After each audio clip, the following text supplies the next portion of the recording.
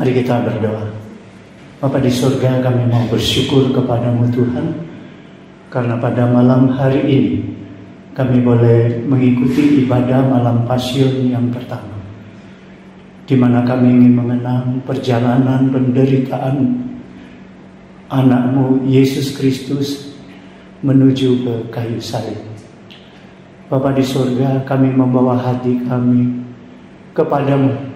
Kami mohon, biarlah hati kami yang sudah terbuka untuk firman-Mu, Engkau penuhi hati kami dengan firman, sehingga kami boleh merasakan kasih setia Tuhan yang begitu besar, dan kami boleh membalas kasih-Mu itu dengan tindakan yang dapat kami lakukan. Terima kasih Tuhan, pusatkan hati dan pikiran kami pada saat ini hanya kepada firman-Mu saja. Dan kami juga doakan jemaat kami yang tidak sempat hadir pada malam hari ini, dimanapun mereka berada, Engkau ingatkan mereka Tuhan, agar untuk malam Pasion yang kedua nanti hari Rabu, mereka akan menyisihkan waktu untuk datang kepadamu. Terima kasih Tuhan, di dalam Yesus Kristus kami menyerahkan waktu ini. Amin. Shalom. Jemaat yang saya kasihi di dalam Yesus Kristus, malam ini adalah malam Pasion yang pertama. Ya, firman Tuhan sesuai dengan almanak gereja terdapat di dalam Yohanes pasal 12 ayat 1 hingga ayat ke-11. Yohanes pasal 12 ayat 1 hingga ayat ke-11. Sebenarnya firman Tuhan ini sudah dikhotbahkan almanak gereja minggu yang lalu. Namun ayatnya sampai ayat ke-8. Tapi hari ini almanak gereja menginginkan kita baca sampai ayat ke-11. Bila kita sudah mendapatkan Yohanes pasal 12 ayat 1 hingga ayat ke-11, mari kita membacakannya dengan cara berganti-gantian. 6 hari sebelum Paskah, Yesus datang ke Betania, tempat tinggal Lazarus yang dibangkitkan Yesus dari antara orang mati. Di situ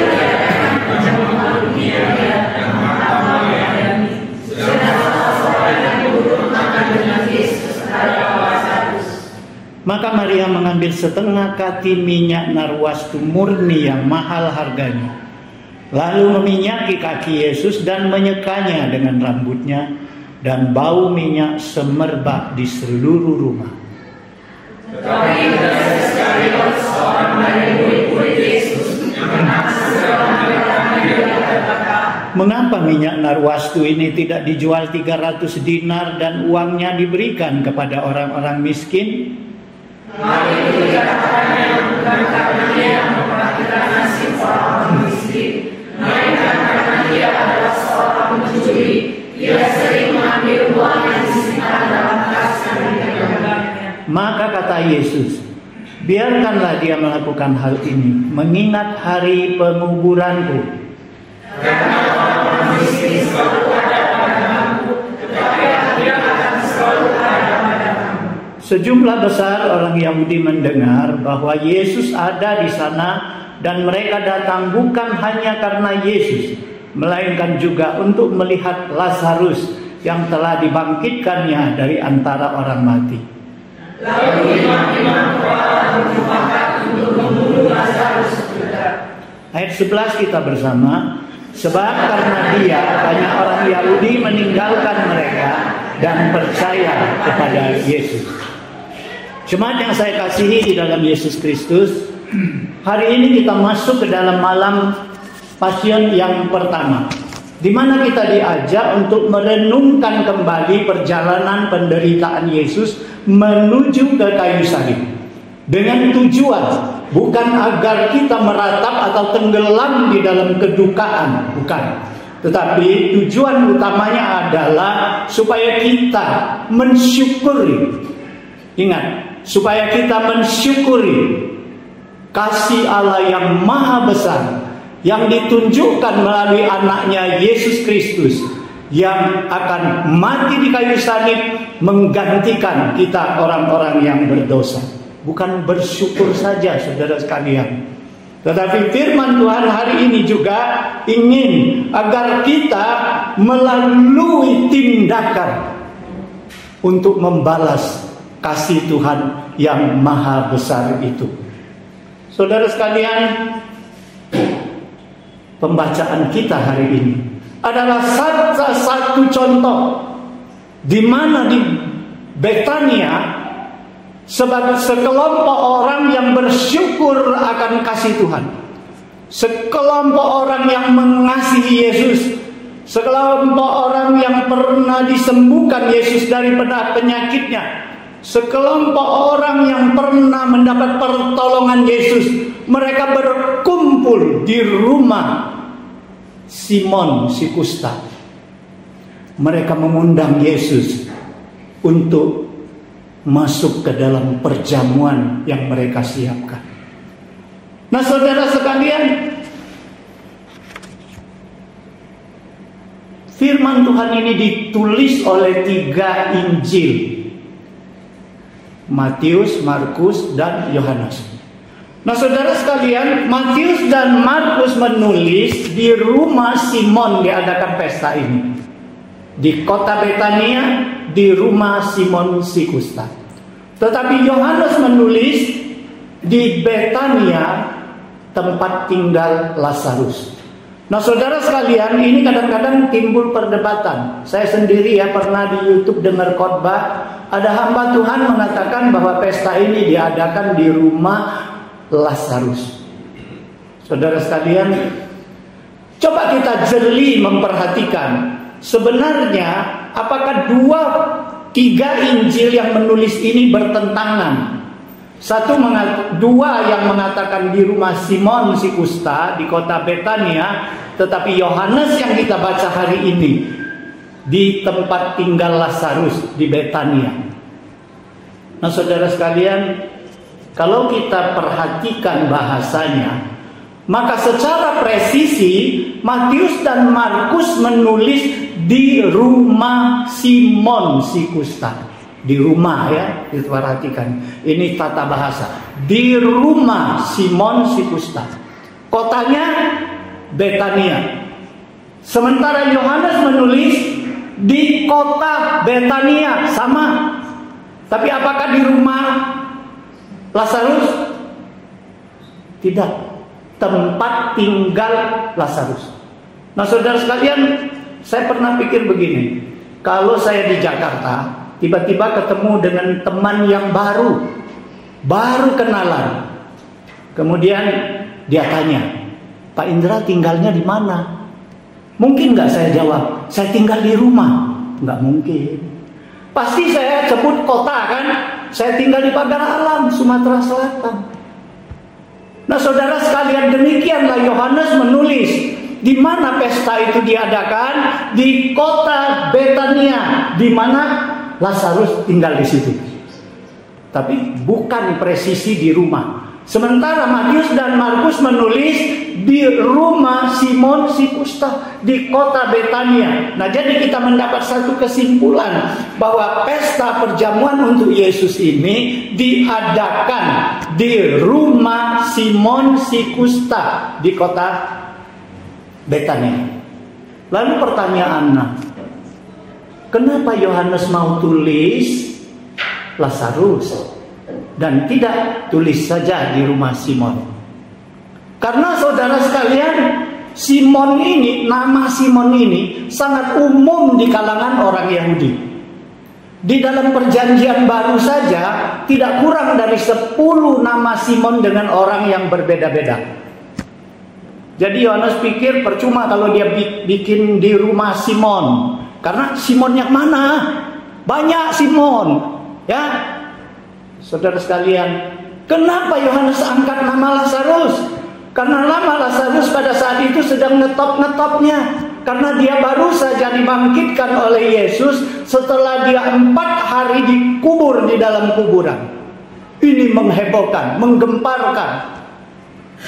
Jadi kalau kita sebut saja Lazarus, orang tahu itu kejadiannya di Betania. Nah, saudara sekalian, lantas alasan kedua kenapa Yohanes angkat nama Lazarus? Saudara sekalian, kalau kita perhatikan apa yang ditulis Yohanes yang kita baca tadi, walaupun pesta ini kita akui diadakan di rumah Simon si kusta, tapi peran utamanya siapa? Keluarga Lazarus. Karena di situ disebut apa? Marta melayani, Maria mengurapi Yesus, Lazarus salah satu orang yang duduk mendampingi Yesus di dalam perjamuan. Nah, saudara sekalian, oleh sebab itu tujuan dari Yohanes bukan saja mau melukiskan perjalanan pestanya seperti ditulis Matius dan Markus, tetapi Yohanes ingin menonjolkan setiap tokoh-tokoh yang berperan di dalam perjamuan itu. Nah, saudara sekalian, tema hari ini saya angkat tindakan karena kasih. Kenapa saya angkat tindakan dalam ini karena kasih? Nah, saudara sekalian, setiap tindakan pasti ada didorong oleh motivasi. Tetap didorong oleh satu tujuan. Tanpa tujuan tidak mungkin kita bertindak. Tanpa tujuan tidak mungkin kita berdiri dan berjalan. Pasti ada tujuan. Nah, saudara sekalian, kalau tema saya mengatakan tindakan karena kasih, maka tujuan dan motivasi penggeraknya adalah kasih. Karena kasih, maka kita bertindak. Nah, saudara sekalian, mari kita perhatikan satu persatu tokoh yang ada di dalam cerita, di dalam perjamuan Yesus di kota Betania ini. Yang pertama, tuan rumah Simon si kusta. Namanya Simon si kusta, pasti dulu pernah penyakit kusta dia ini, penderita kusta. Tapi apakah penderita ini kustanya sudah sembuh? Pasti sudah sembuh, karena kalau dia belum sembuh, dia tidak boleh muncul di dalam perjamuan orang ramai. Dia harus dikucilkan keluar kota.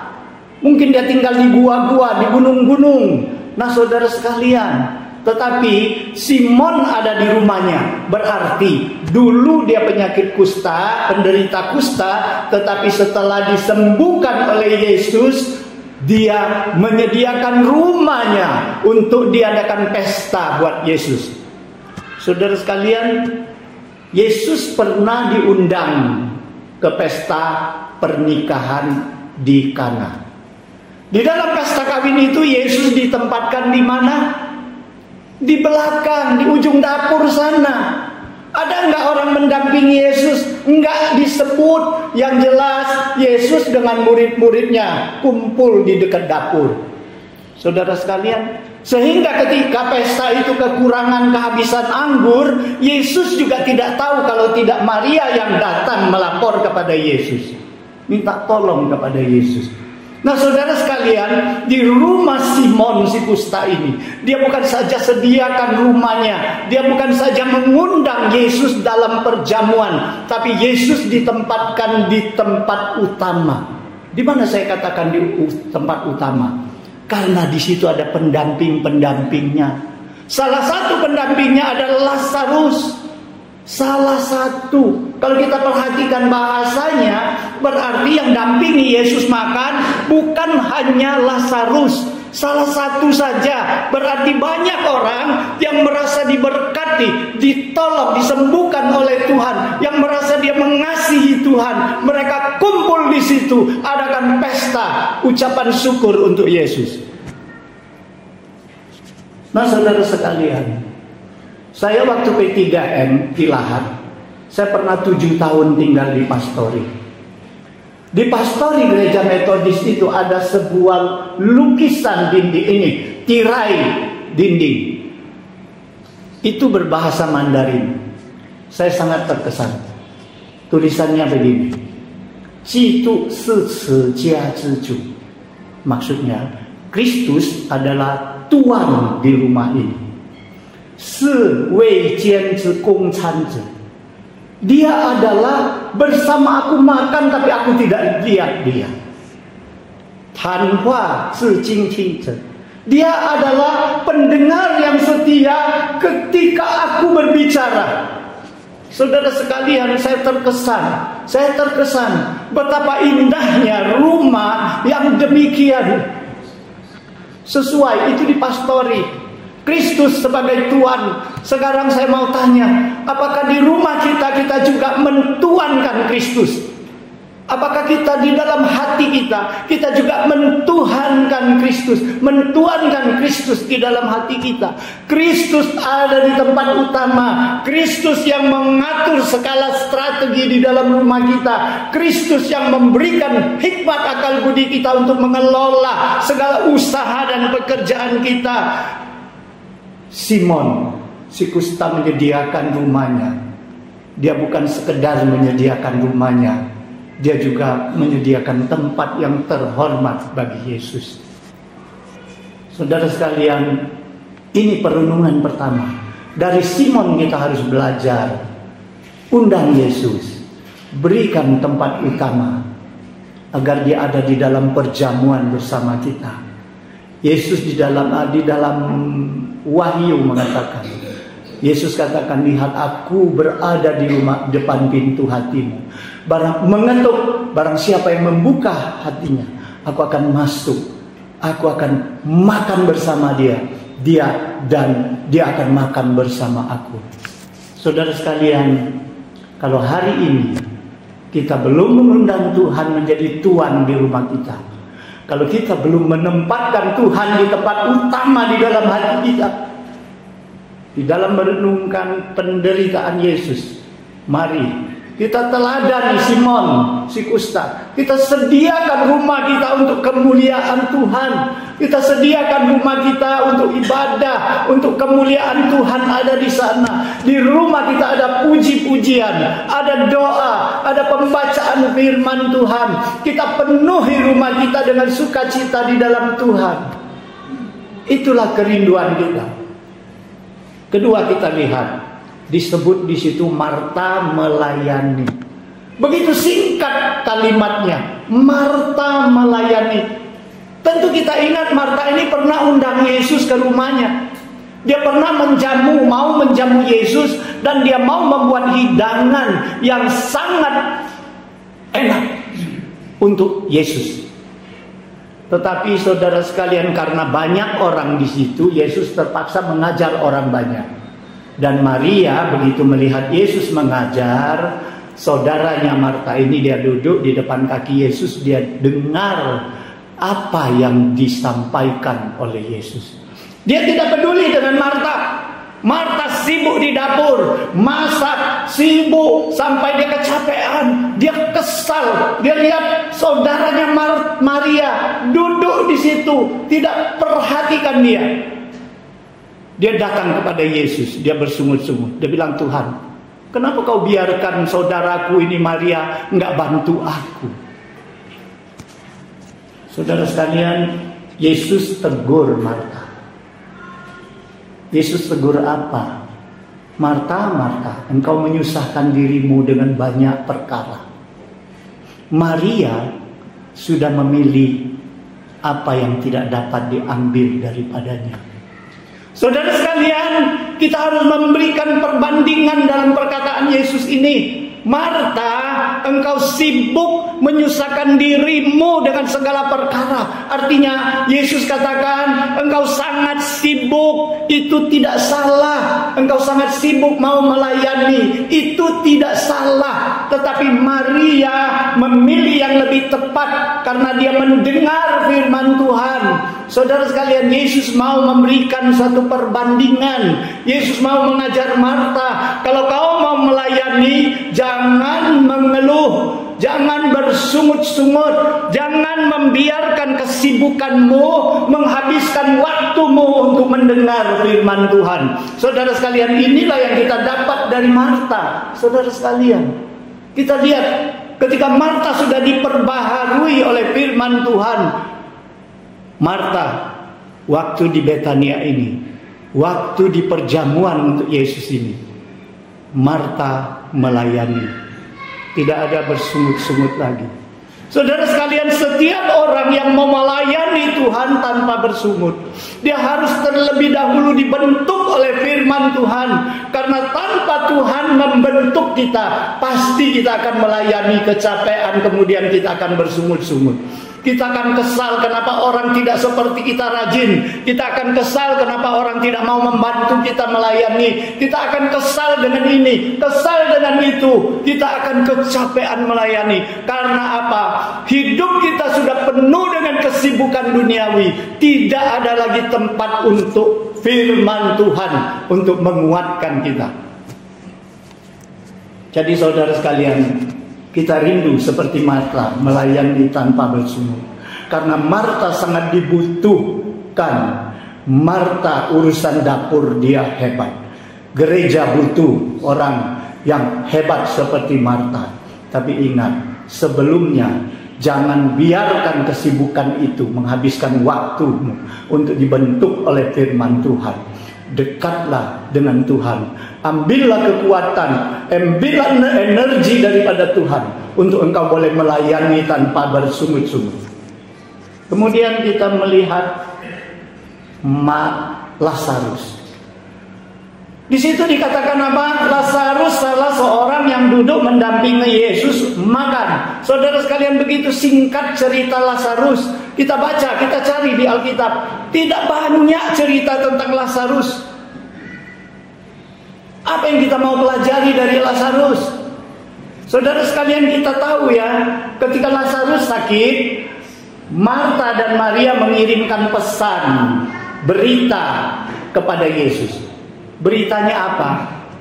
Tuhan, dia yang kau kasihi sakit. Pesan itu begitu singkat. Tapi dari pesan itu kita tahu bahwa Lazarus itu orang yang dikasihi oleh Tuhan. Dia yang kau kasihi sakit. Cukup berita itu. Cukup berita itu menggerakkan Yesus untuk melangkahkan kakinya menuju ke Betania untuk membangkitkan Lazarus. Saudara sekalian, di sini kita dapat melihat walaupun pendek ceritanya, bahwa Lazarus ini adalah orang yang sangat akrab dengan Tuhan, yang mengasihi Tuhan, yang Tuhan mengasihi dia, yang bergaul erat dengan Tuhan dan intim dengan Tuhan. Saudara sekalian, apa yang Lazarus lakukan? Dia mungkin tidak segesit Marta. Dia juga tidak seperti Maria, begitu tekun dengan firman Tuhan. Apa yang dia bisa lakukan? Dia lakukan. Dia bisa duduk di samping Yesus, mendampingi Yesus. Dia bisa ajak Yesus ngobrol, tukar pikiran. Saudara sekalian, kita jangan kecil hati. Kita jangan berkecil hati kalau kita tidak mempunyai kemampuan besar seperti orang-orang yang mempunyai kemampuan yang besar. Apa yang ada pada kita, berikanlah, lakukanlah untuk mengasihi Tuhan. Saudara sekalian, nanti di belakang kita lihat ya, hebatnya Lazarus. Walaupun sedikit cerita tentang dia, nanti kita simpan di belakang. Kemudian Maria, kita lihat Maria. Saudara sekalian, Maria, waktu Yesus diundang, Maria keluar. Dia bawa minyak narwastu. Minyak narwastu itu menurut 3 Injil diisi di dalam buli-buli. Berapa banyak minyak narwastu itu? Kalau kita baca dalam penerjemahan baru, setengah kati. Tetapi kalau kita baca di dalam terjemahan baru jilid kedua Alkitab, dan kita baca di dalam bahasa sehari-hari, maka di situ ditulis minyak narwastu itu setengah liter. Saya udah baca, saya baca. Saudara sekalian, kita bayangkan ya, kalau kita beli minyak setengah liter itu botolnya segede apa? Banyak nggak? Cukup banyak ya. Kalau itu minyak wangi, cukup banyak. Dan harganya mahal. Kata Yohanes ini harganya mahal. Semahal apa? Setara dengan gaji atau nafkah seorang pekerja. Saya cari-cari, saya mau mendetail ya. Saya cari-cari. UMP Sumatera ini berapa, ya. Jangan ngomong Jakarta, di Sumatera aja. UMP di provinsi 3.600.000-an. Dengan UMP itu 1 bulan dikali 12 setara dengan 43 juta rupiah sekarang. Nah, saudara sekalian, mungkin kita katakan, kenapa Maria mau mengorbankan uangnya sebanyak itu untuk mengurapi, kalau Yohanes mengatakan mengurapi kaki Yesus, kemudian mengusap dengan rambutnya. Pantas kalau misalnya Yudas mengatakan itu pemborosan, kemudian murid-murid yang lain setuju, ya itu pemborosan, itu pemborosan. Semua tangan menunjuk kepada Maria, itu pemborosan. Kenapa tidak dijual ke 300 dinar, kemudian diberikan kepada orang miskin? Ini kata Yudas. Saudara sekalian, kalau Matius Markus menulis apa?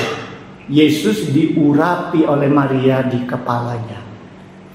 Kenapa Yohanes tulis di kakinya, kemudian mengusap dengan rambutnya? Kenapa ada perbedaan, saudara sekalian?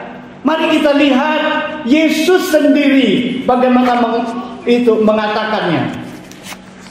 Kita lihat apa yang dikatakan Yesus tentang perbuatan mereka.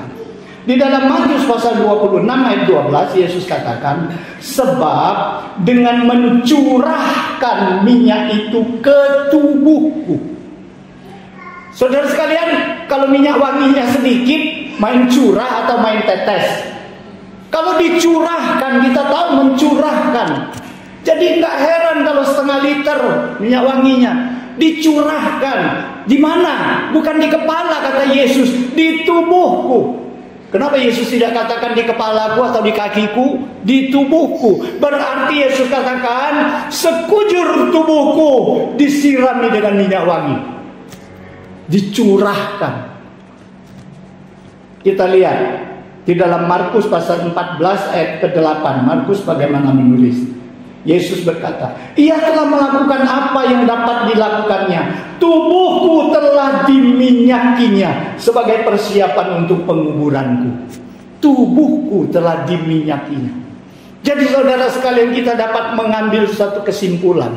Kenapa Yohanes tidak mau mengatakan, oh si Maria ini mengurapi kepala Yesus, kemudian mengurapi tubuhnya, kemudian mengurapi kakinya, baru mengusap dengan rambutnya. Kenapa tidak tulis begitu? Saudara sekalian, karena kalau tamu yang datang, tamu agung, kepalanya memang diurapi dengan minyak. Bukan Yesus saja, siapa saja tamu yang datang, itu sudah lazim harus diurapi dengan minyak di kepalanya. Makanya Yohanes anggap, oh ini sudah biasa, nggak usah ditulis, habis-habisin kertas, kira-kira begitu. Nah, kemudian kalau ada di kaki itu diurapi dengan minyak, oh itu aneh, itu nggak lazim. Karena apa? Baik tamu terhormat, kalau masuk ke rumah, dia dicuci kakinya dengan air, bukan dengan minyak, saudara sekalian. Jadi kalau ada dengan minyak mengurapi kaki kemudian diusap, sama saja membersihkan kaki Yesus dan dilap dengan rambutnya. Ini suatu perbuatan yang tidak lazim dan ini harus ditulis. Makanya ketika dia dikritik oleh Yudas, Yesus katakan apa? Jangan salahkan dia. Dia berbuat ini untuk penguburanku. Kemana kamu beritakan Injil? Ceritakan untuk mengingat dia. Saudara sekalian, kenapa Yesus tidak katakan, Marta melayani, kamu ceritakan kemana kamu beritakan Injil. Simon si Kusta memberikan rumahnya, kamu ceritakan. Tetapi kenapa spesial perbuatan Maria ini? Yesus katakan, kemanapun Injil diberitakan harus ceritakan perbuatannya. Di sini kita dapat mengetahui Yesus akan menunjukkan kepada kita bahwa tindakan Maria ini bukan hanya ucapan syukur, tetapi tindakan Maria ini adalah tindakan iman. Dari mana kita tahu? Karena Yesus katakan dia mencurahkan itu untuk penguburanku. Kapan Yesus dikubur? Sebentar lagi, 6 hari sebelum Paskah, Yesus di Betania. Sebentar lagi Yesus masuk ke Yerusalem. Sebentar lagi Yesus mati disalib. Sebentar lagi Yesus akan diberikan wangi-wangian ketika dia mati oleh Nikodemus dan oleh Yusuf Arimatia. Nah, saudara sekalian, Yesus katakan ini. Yesus mau katakan bahwa Maria memberikannya, mengurapinya, melakukan tindakan kasihnya dengan iman. Kenapa dia dengan iman? Inilah hasil daripada Maria sering duduk di kaki Yesus, mendengar perkataan Yesus. Dia walaupun bukan antara 12 murid Yesus, tetapi dia mengiringi perjalanan Yesus. Yesus pernah 3 kali 4 kali berkata kepada muridnya bahwa anak manusia akan diserahkan, akan mati, akan disalibkan, dan akan bangkit. Tidak ada orang muridnya yang mau tahu itu, walaupun mereka dengar. Tetapi Maria menyimpan di dalam hatinya. Dia percaya Tuhan tidak pernah bohong. Sebentar lagi dia akan mati disalib. Maka inilah kesempatan aku untuk melakukan segala kasihku dengan tulus kepadanya. Inilah tindakan iman, karena dia percaya apa yang Yesus katakan. Yudas tahu dah, percaya tak dia apa yang Yesus katakan? Dia percaya. Yudas juga cerdik. Otaknya ini licik dan cerdik. Yesus katakan berapa kali nanti aku akan diserahkan. Dia pikir apa?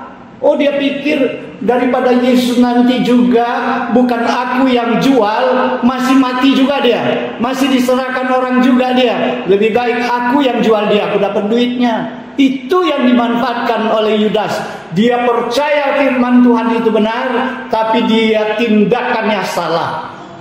Dia mulutnya mengasihi Tuhan, tindakannya menjual Tuhan. Nah, saudara sekalian, dari Maria ini kita belajar bahwa Maria tahu kalau bukan saat ini aku lakukan, sebentar lagi Yesus mati disalib, aku tidak sempat lagi lakukan. Kalau sekarang aku tidak melakukan kasihku kepada Yesus, maka sebentar lagi aku tidak dapat melakukan.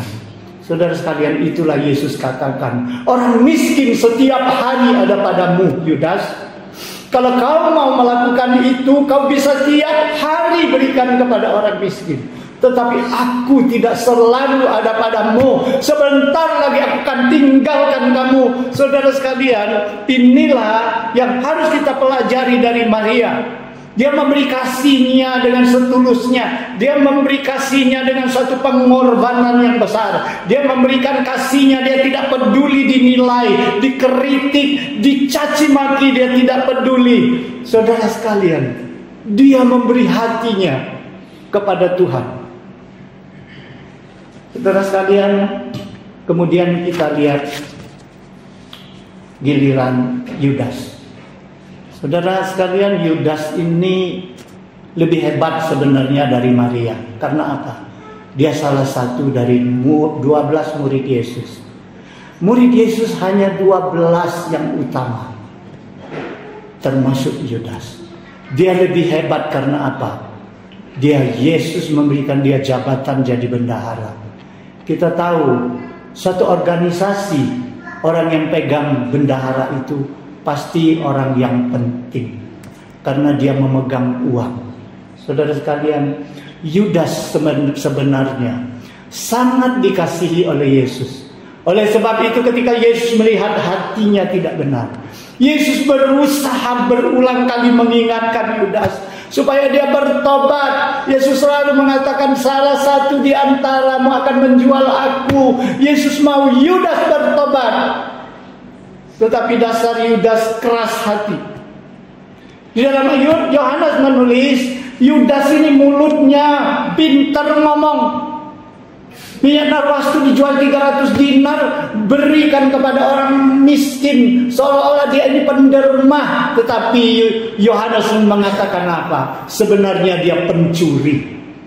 Uang sedikit-sedikit di ponjennya juga dia ambil. Apalagi sekarang uangnya banyak, 300 dinar. Wah, itu korupsinya bisa besar-besaran. Saudara sekalian, itu sebabnya dia jual Yesus 30 kepintal. Saudara sekalian, Yudas memang tidak setia. Jadi dari Yudas kita mendapat satu pelajaran. Yudas bertindak bukan karena mengasihi Tuhan. Dia mengasihi Tuhan hanya ujung bibirnya saja, tetapi tindakannya sebenarnya dia menjual Tuhan, dia mengkhianati Tuhan. Betapa sering terdapat di gereja Tuhan orang-orang seperti Yudas. Semoga bukan kita. Kita harus hati-hati. Kita harus jaga kesetiaan kita kepada Tuhan. Kita setia sampai mati. Kita harus jaga kejujuran kita kepada Tuhan. Apa yang diberi Tuhan pegang, yang kita pegang, kita kerjakan dengan penuh tanggung jawab. Kita harus jujur. Apa yang dikatakan kita sesuai dengan apa yang kita tindak. Saudara sekalian, Yudas merupakan suatu peringatan bagi kita. Nah, saudara sekalian, akhirnya tibalah kita di ayat perikop yang lain. Saudara sekalian, perikop ini mengatakan apa? Imam-imam kepala dan pemimpin-pemimpin agama, mereka sebenarnya orang-orang yang rohaniawan. Mereka pemimpin-pemimpin agama. Tapi sejak semula kita tahu, kalau kita baca di keempat Injil, Yesus selalu dimusuhi oleh orang-orang ini. Mereka pemimpin agama, tapi mereka memusuhi Yesus karena apa? Karena mereka merasa popularitas mereka tersaingi. Saudara sekalian, kalau kita mau baca Yohanes pasal 12 ayat 18-19, di situ katakan bahwa ada di antara mereka berkata apa? Lihatlah, seluruh dunia juga sudah ikut dia. Oh, ini ancaman bagi mereka. Karena ketenaran Yesus sudah hampir menyeluruh. Banyak orang yang datang berkerumun kepada Yesus. Banyak orang percaya kepada Yesus. Sehingga mengancam popularitas mereka. Mereka katakan seluruh dunia sudah mengikut dia. Nah, saudara sekalian, seharusnya melalui pengajaran-pengajaran Yesus yang berkuasa. Karena apa? Mereka sering cari kesalahan Yesus. Kemana Yesus mengajar, mereka mengintai, mereka mendengar. Kalau ada kesalahan, kita serang dia. Jadi mereka pasti orang yang paling teliti dengan perkataan Yesus. Perkataan Yesus penuh kuasa. Memang harus akui mereka. Sekarang mereka juga melihat tindakan Yesus. Yesus kemana-mana menolong orang, menyembuhkan penyakit yang tidak dapat disembuhkan oleh manusia. Bahkan dapat membangkitkan Lazarus yang sudah mati 4 hari di kubur.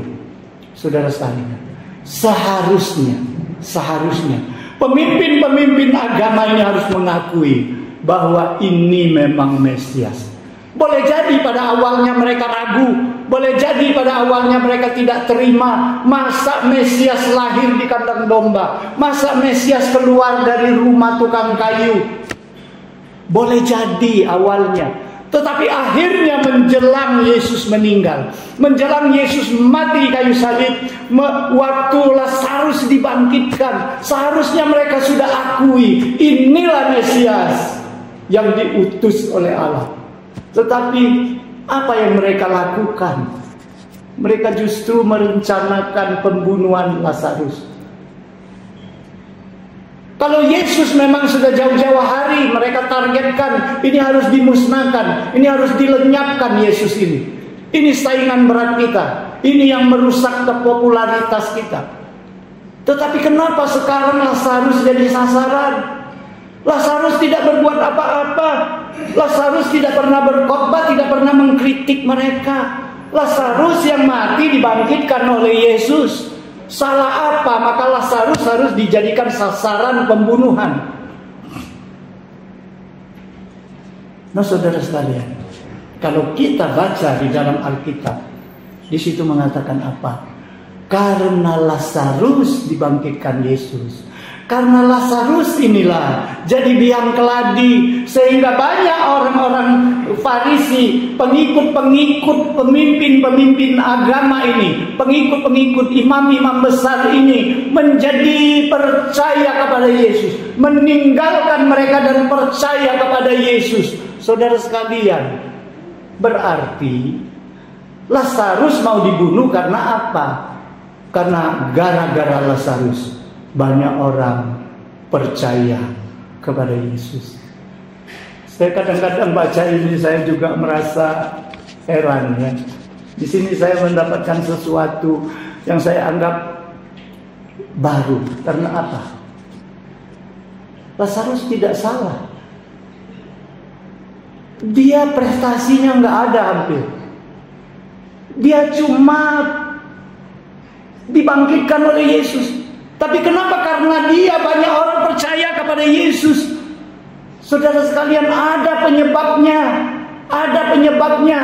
Tadi kan kita sudah katakan, walaupun Lazarus itu tidak banyak diceritakan, tetapi dari cerita Lazarus yang ada sedikit itu, kita tahu bahwa Lazarus itu bergaul erat dengan Tuhan.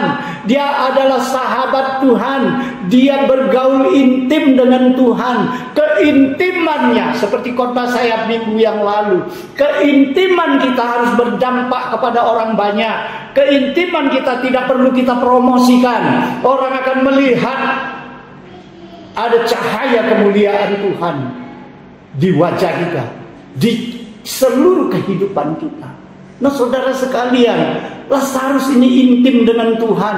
Tidak heran ketika orang melihat Lazarus berjalan, orang tahu bahwa ada kuasa Tuhan yang mengiringi dia. Saudara sekalian, betapa kita rindu kita jadi seperti Lazarus. Orang melihat kita jadi percaya kepada Yesus. Bagaimana kita harus berlaku seperti itu? Kita harus bergaul erat dengan Tuhan. Kita harus bergaul intim dengan Tuhan. Hanya dengan demikian, orang melihat kita, mereka akan percaya kepada Tuhan yang kita percaya. Hanya melalui kesaksian hidup kita demikian, orang akan melihat ada kuasa kebangkitan Tuhan di dalam diri kita. Itu sebabnya Paulus mengatakan, siapa hidup di dalam Kristus, dia adalah ciptaan baru. Yang lama itu sudah berlalu, sudah habis. Yang baru sudah terbit.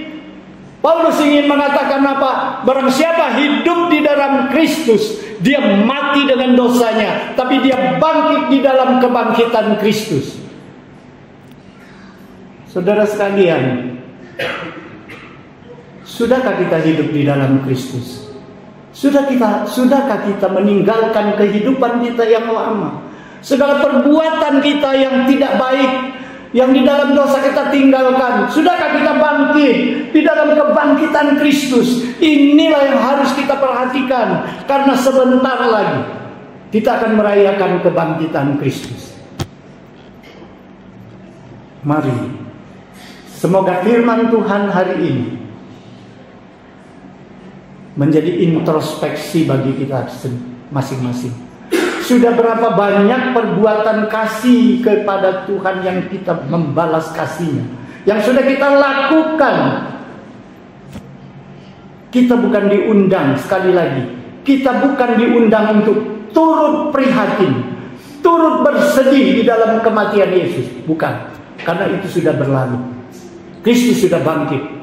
Tapi kita diundang bagaimana menunjukkan kasih kita kepada Tuhan di dalam tindakan-tindakan kita. Semoga firman Tuhan hari ini memotivasi kita semua melalui peringatan jalan penderitaan Tuhan. Kita juga turut melakukan tindakan-tindakan kasih seperti yang dilakukan Simon si Kusta, seperti yang dilakukan Marta, seperti yang dilakukan Maria, seperti yang dilakukan oleh Lazarus, agar nama Tuhan dimuliakan, agar hati Tuhan disenangkan. Mari kita berdoa. Bapa di surga, kami mau bersyukur kepada-Mu Tuhan.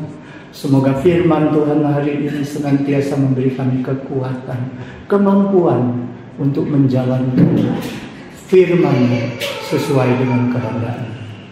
Biarlah kami masing-masing mengoreksi diri kami sendiri.